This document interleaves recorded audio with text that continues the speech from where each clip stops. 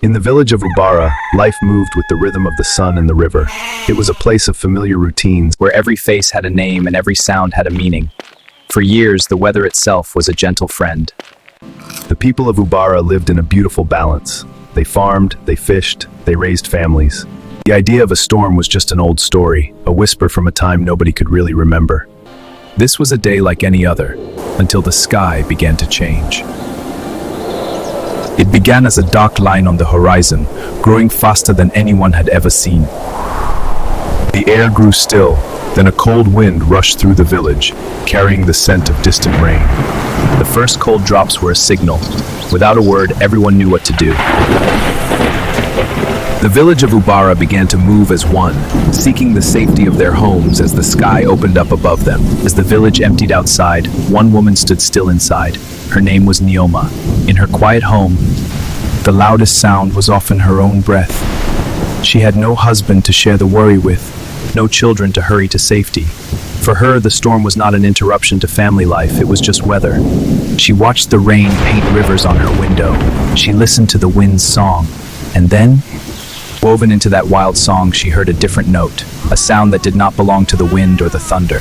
It was small, a sound that would pull her from her quiet shelter and into the heart of the storm.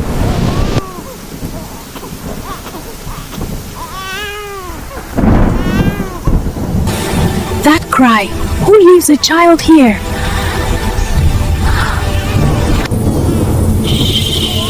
I've got you now.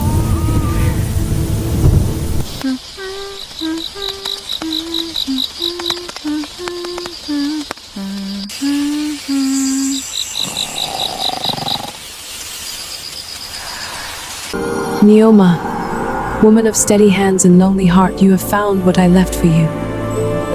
Her name is Amuma, but I've dwelled from the sea. She is my daughter, but I have walked beyond the veil where I cannot raise her. I placed her in your path because you're strong enough to hold her. I knew the storm would call you and you would hear her cry. She is not just a child. Her spirit belongs to the river, to the king of the deep waters. She is a destined child.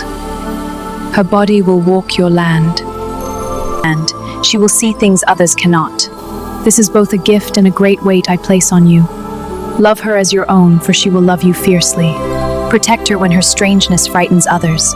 Guide her when the pull of her other world grows strong. Remember this, her deepest power is tied to her deepest emotion. When she is hurt, when her heart breaks, with a sadness too great for tears alone, teach her to guard her heart, not just from cruelty, but from a sorrow that could change the world.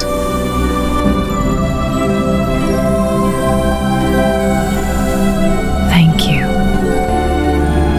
Amuma. The name Amuma and the weight of the prophecy resting on her heart. As clearly as the child rested in her arms, she looked down at the baby who slept peacefully.